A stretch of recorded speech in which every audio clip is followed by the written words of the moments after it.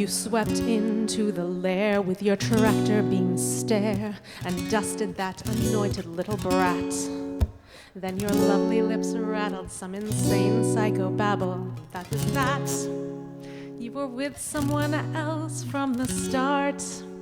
Watching you lick blood off his cheek was a stake to my heart.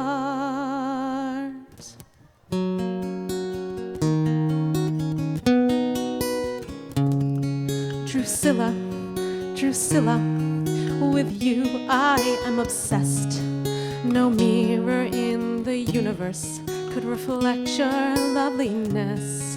Ever since your debut on Buffy Season 2, you've driven me crazy like Angel did to you.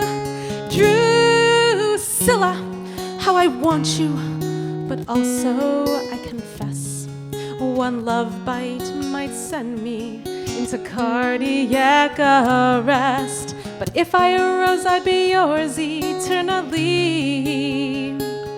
When Spike left you for the Slayer, it was my prayer that you would run to me. Whoa, but be careful what you wish for. At least that's what they say.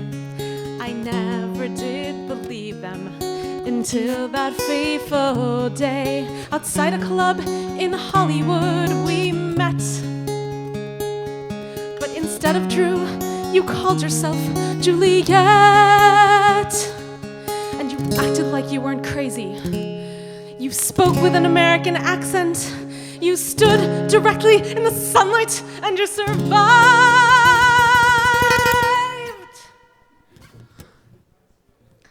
Those 3 little syllables knocked me to my knees. That Juliet, that one word Juliet, had slain 1,000 fantasies and raised a critical question in me. Do I only love you for the vampire you play on TV? Oh, and even as Drusilla, I seriously doubt a loving, long relationship ever could work out. Despite my unquenchable lust, we'd probably turn each other to dust. Oh, Drusilla, I still adore you to excess. And being a work of fiction doesn't make me love you less. But since our future holds no guarantees, I'll keep our love story tucked away in my box of Buffy DVDs.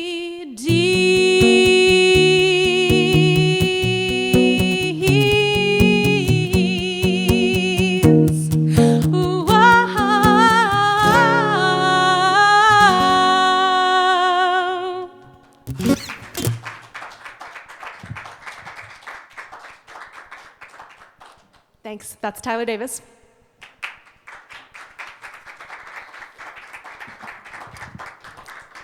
So after I wrote those first 2 songs, I knew that there was no turning back.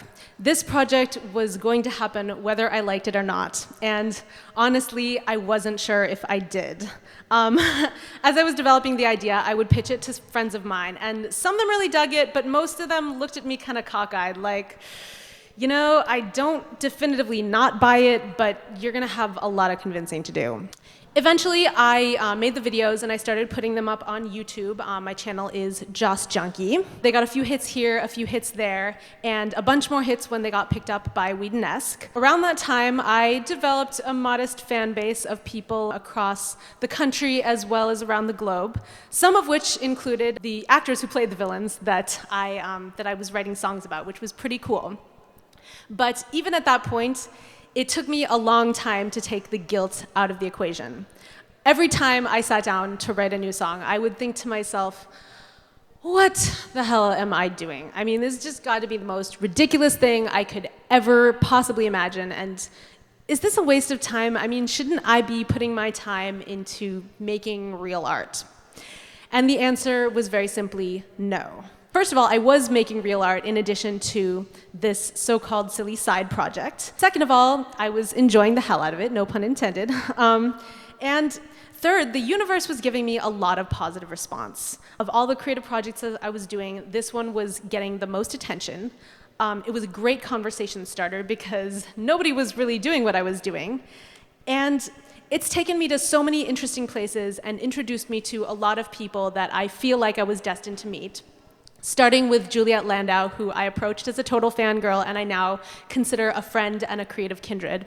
And now there's just so many people in the Buffyverse and beyond whom I know and or bonded with specifically because of this project. Furthermore, it really forced me to push myself creatively. I wrote way more songs than I ever intended to write about way more villains.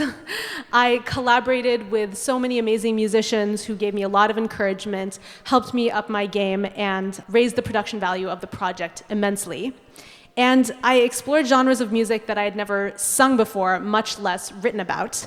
After I do my talk, we will see the latest music video, which is a hip-hop song, and I'll tell you, it was a stretch for me to rap, but I am very glad I did. Through this process, I also really took ownership of my identity as a singer-songwriter. Before doing the Buffy Big Ballads, I had always loved to sing, but I would get really shy when talking about it to people, especially people that I considered real musicians. I also had, and I still have, an intense inferiority complex about my lack of knowledge in music theory.